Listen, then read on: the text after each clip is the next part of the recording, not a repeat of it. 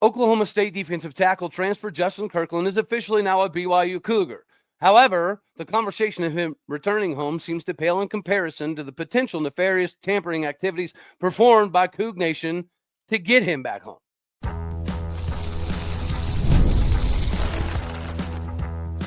You are Locked On Oklahoma State, your daily podcast on the Oklahoma State Cowboys, part of the Locked On Podcast Network, your team every day.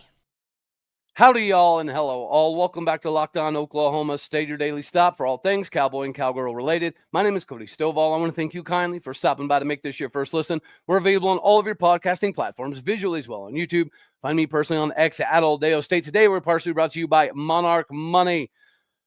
Take control of your finances today with Monarch Money. Use the code LOCKEDONCollege, all one word, at monarchmoney.com for 50% off your first entire year. Head on over to Monarch Money now. Meanwhile, we're going to hop into the conversation that has been grabbing headlines, seemingly the most trending topic since Garrett Rangel has decided to enter into the transfer portal. Now, of course, this would not be portal season without the word tampering being brought up.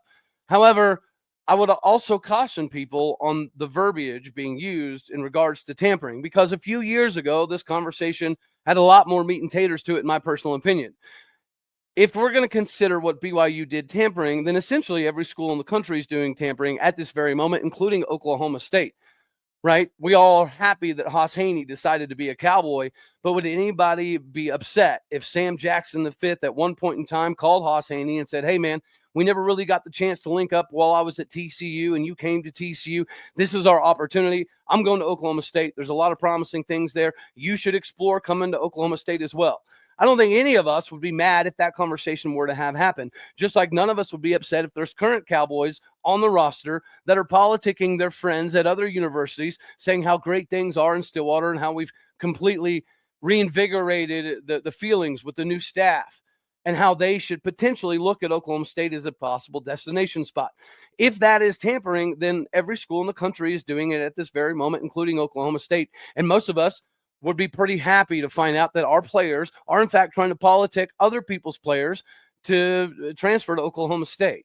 So this, unfortunately, in this transfer portal area, is going to be something that is problematic to some degree all the time. Now, where tampering does come into the equation is if coaches are actively having conversations with players, trying to get them to transfer during the season, during spring, fall, so on and so forth. That is a little bit of a different story. But as it pertains to Justin Kirkland, I find a lot of this almost laughable, because he's from Utah. He's a Utah guy. His family's still in Utah, and he's got several buddies that play for both BYU and Utah. So there's been conversations naturally with individuals trying to get him to come back to Utah for a while now. But he didn't do it when we had a 3-win season. He didn't do it when we fired all the coaches. He didn't do it when we hired all the coaches. He didn't do it when we changed the defense and went through spring ball. He only did it after he had conversations in the exit meeting from the coaches in regards to what his future could potentially look like in Stillwater. And if those exit meetings didn't go very swimmingly and the staff explained to him that he very well could have more opportunities in the portal, it was only natural that he was going to likely try to return back home. That feeling of homesick has to grab you as an individual, especially when things are kind of rocky in Stillwater. And even after spring, we knew we had some deficiencies on the offensive line. Obviously, we knew the quarterback battle's been narrowed down to 2 individuals for the most part. And then we seemingly just continuously brought more transfer guys in. Is that a bad thing? No. After a 3-9 season, I think most of us anticipated that Oklahoma State would completely rebuild. So this isn't exactly foreign. But ironically enough, what is grabbing all of the trending headlines was the fact that BYU potentially had some tampering going on. Again here, that's absolutely ridiculous in my personal opinion because of all of his connections. And if you notice, right, Robert Allen did kind of talk about this to some degree. And then right after that, Utah fans started putting out this information that there was a bunch of tampering going on. But Justin Kirkland was visiting Utah as much as he was visiting BYU. He was having conversations with both teams fairly equally. And at the end of the day, BYU won out. And that is the reason that Utah people started putting out that BYU was tampering, and that's how they got Justin Kirkland. And it would be just like another Oklahoma player that left the state of Oklahoma coming out of high school, being convinced by current guys on the roster, hey, if things don't work out at KU, TCU, West Virginia, whatever the case may be, you should look at Oklahoma State because this is what we're doing on this side of the ball, and this is where you would fit in perfectly. Those conversations are going to happen. They're going to continuously happen. And then not to mention, on top of just the regular interactions, there are lawyers and agents and family and friends that are always trying to look out for the best interest of their buddy or their family member or their friend or their client. It is ultimately up to the player to make that determination. And Justin Kirkland clearly was very bought into the new Cowboy culture, the new shift. The conversations that he's had in regards to the staff were absolutely phenomenal. From a technical aspect, they're learning way more than they did the last couple of years combined. So there's a ton of excitement, and he did find ways to navigate all of the craziness, the bad season, the firing all the coaches, the hiring all the coaches, a little bit of a changing defensively, an adjustment to what the snaps and rotation were going to look like. Ultimately, what happened was he knew that there was a little bit of squeezing happen, and he just felt like in the exit meetings, he might be one of the potential guys getting squeezed because there's not really any hesitancy with the coaching staff explaining that the portal is very crucial to this particular season. So the returning guys are not going to get as much admiration as some of the transfer portal guys because there's an entire shift happening in Stillwater, which you have to be somewhat appreciative of as a coaching staff. They're looking to get Oklahoma State back into the CFP, back into the Big 12 conversation. And if they feel like any individuals from a 3-win season are not going to be able to help them do that, this makes sense. So, again, it's not necessarily a big deal that Justin Kirkland is transferring to BYU. The big deal was that Utah was trying to put out that there was this ridiculousness when it came to tampering. And, again, this is a conversation that every university can have every single minute of every single day because there are always politics happening. And there's always representatives in one third-party section of the camp that is trying to persuade individuals to transfer. So this is never going to get completely cleaned up.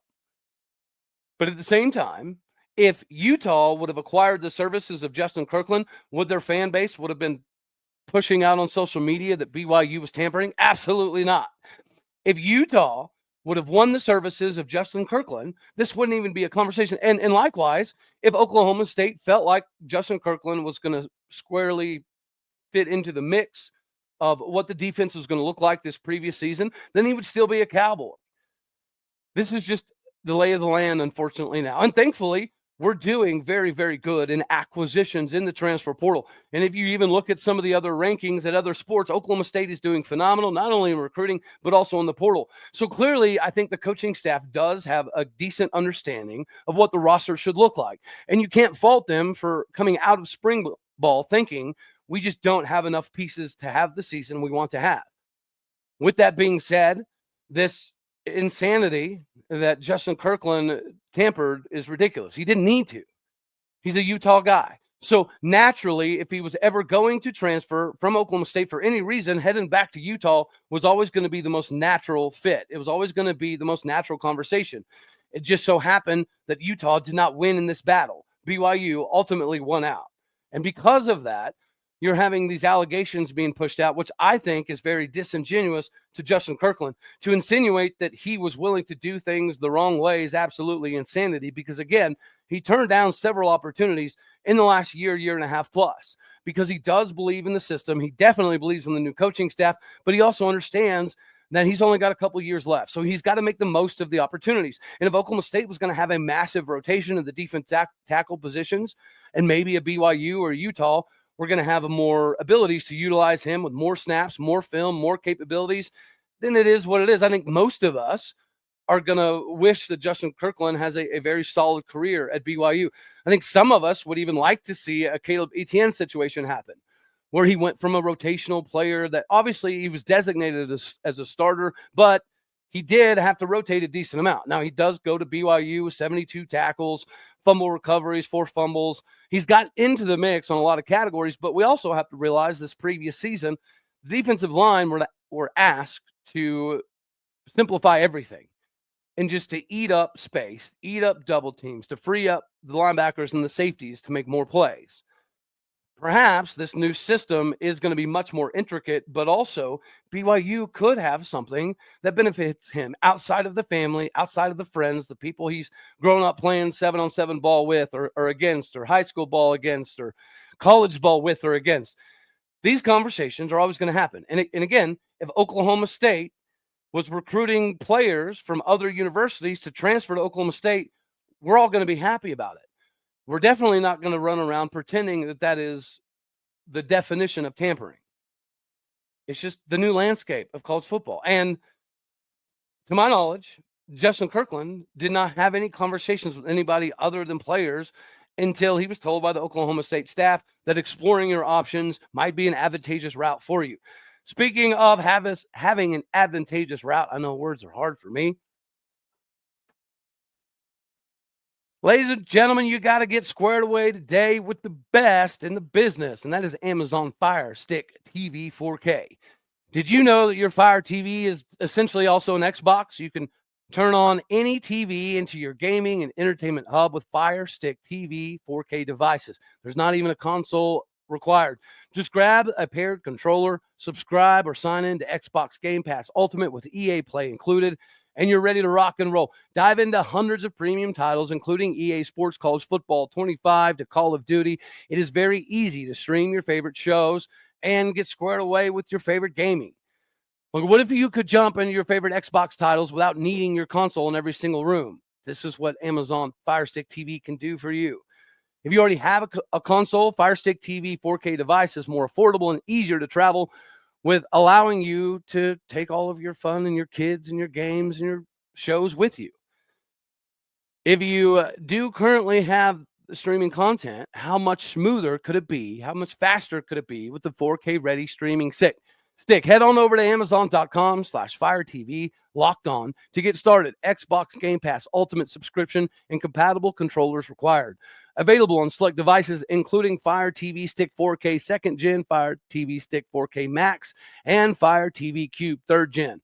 Get squared away today with the best in the biz so you can be on the go with both streaming and gaming today. Get with Amazon Fire TV.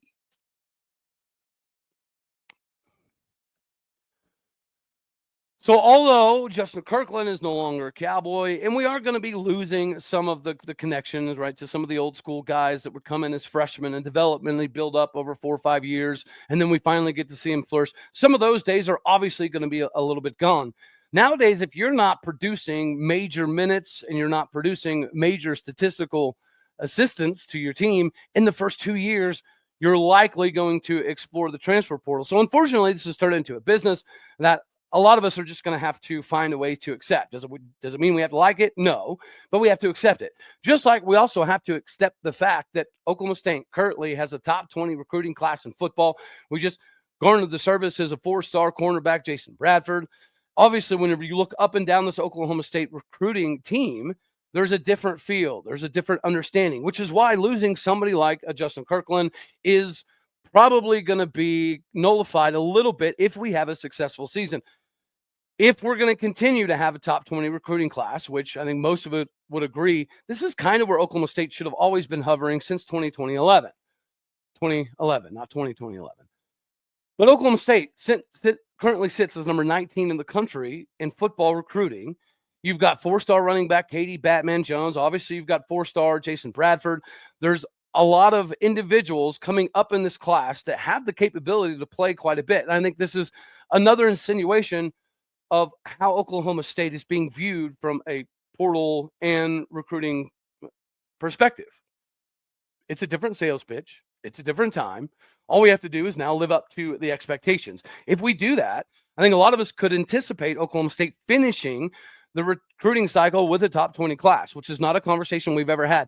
We've been number 23, 24, 27, 29 before. So we've hovered in that 25 to 30 range a few times, but cracking into the top 20 has not been done. It is very early, and we all know that if Oklahoma State has another 3-4 win season, it is very unlikely that we will maintain this top 20 recruiting class. But it does kind of show us that there is a shift in the understanding of where Oklahoma State sits in the recruiting battles. Likewise, the transfer portal is doing very, very well, not only from a football perspective, but basketball. Cowgirl basketball was just ranked the number 7 transfer portal class in the country. We have a lot of additions, including Amari Whiting, that are going to be absolutely massive. We've grabbed 2 bigs that should be able to help kind of cover the loss of Tenon Magassa, because Tenon Magassa did change a lot of things at the rim. She had the ability to get rebounds and change the offensive capabilities when driving in the lane. So we have more of that now. We have more shooting coming in.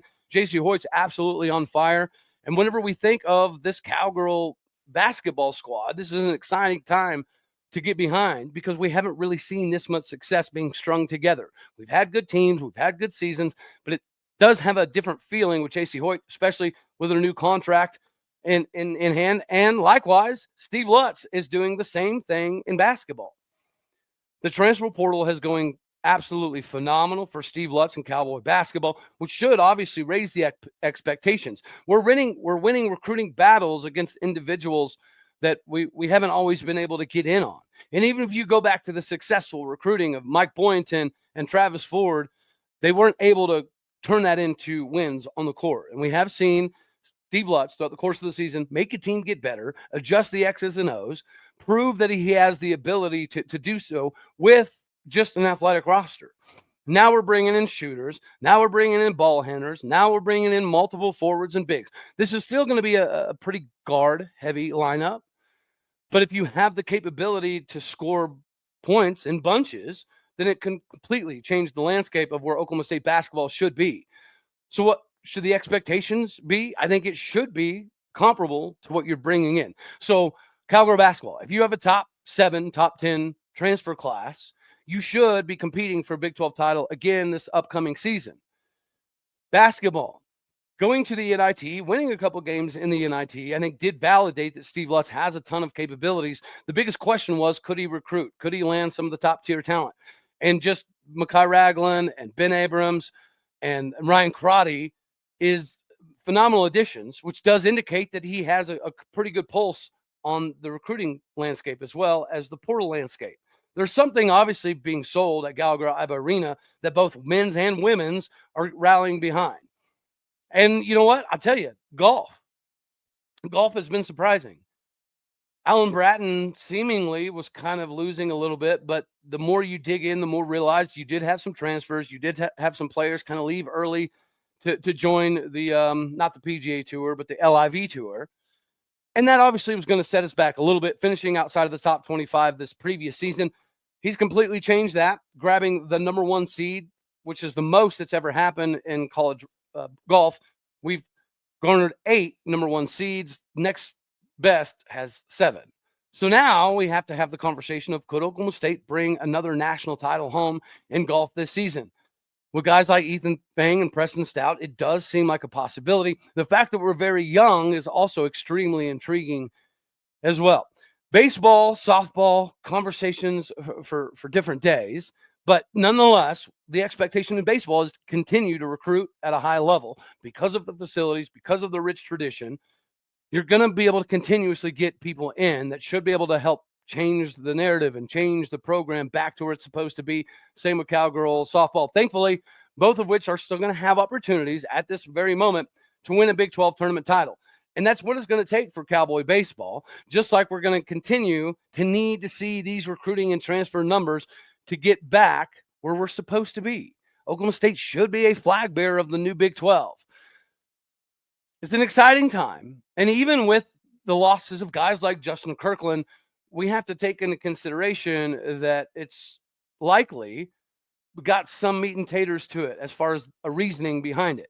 And after a 3-win season in football, you're going to have that. After having kind of a down year again in basketball to some degree, you're going to need this. This is an exciting time for Cowboy and Cowgirl recruiting. The question is, can we keep it up? It appears as though we're going to have the capability to do so because people are buying in at an almost unprecedented level. We are a top-tier program. We're becoming a Destination U place in more than just one sport.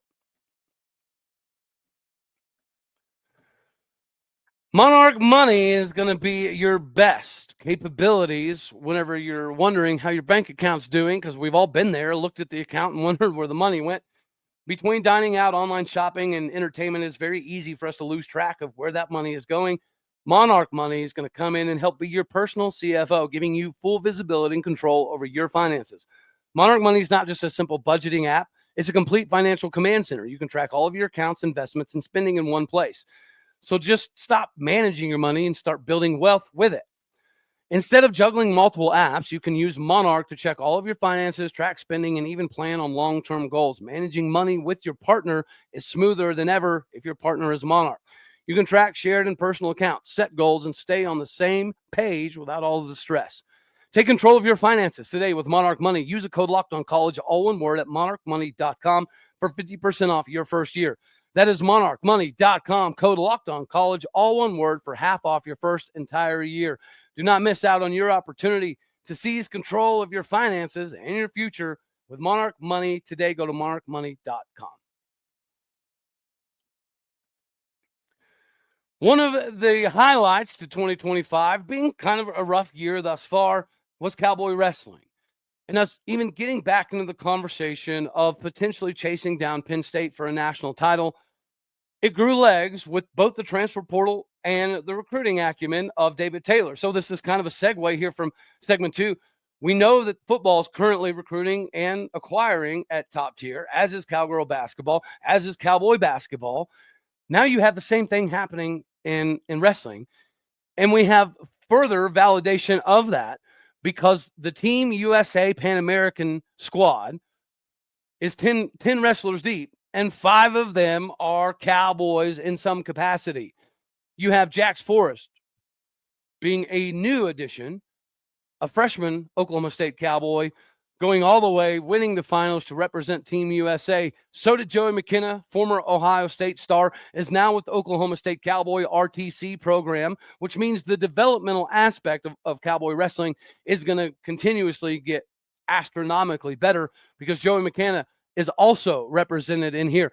Another upcoming freshman Cowboy, Ladarian Lockett, absolutely dominated his way to being a representative on this team. Going back to the teaching, the training, Zahid Valencia probably had the biggest upset of the entire tournament, being able to take down Kyle Dake in the finals. Absolutely massive for him. And then, of course, everybody's favorite second lieutenant, Wyatt Hendrickson, basically cruised on his way to catapulting himself into yet another hemisphere of the wrestling great conversations. And now you have the pro freestyle thing kind of coming to fruition. What that's going to look like, I don't know. But at one point in time, we were having the conversations of how Oklahoma State could potentially shift to having a bunch of UFC guys. So a lot of Johnny Big Rig Hendricks and Daniel Cormier's and Randy Couture's. But now you also get to have the conversation of them competing in freestyle. Now, I'm not an expert on when it comes to the differentiation between folk style, freestyle, whatever. That's why guys like the Low Single and Dynasty Defined have the ability to help break some of that down for us. And both of those are absolutely phenomenal for wrestling content. But we also need to be able to continue to highlight the fact that David Taylor has changed the landscape in Stillwater. The expectations are climbing. So we're having debates on what sport is going to bring the next national championship to Oklahoma State. It could be golf this year, but wrestling might be right up there in this conversational piece. Whenever you have 50% of Team USA being represented by Oklahoma State, that is absolutely massive. And it's not just, right, the current wrestlers. You have guys like Wyatt Hendrickson. Dayton Fix is still involved, and Dayton Fix was cruising until he had an injury, or likely he would be in this conversation. So we could have 6 dudes representing Oklahoma State instead of just 5. But for as down as 2025 was, after a disastrous football season and basketball getting better, but still not exactly living up to some expectations, a lot of us go back to the Eddie Sutton days, and we're used to that level of winning. I think we can get back to that.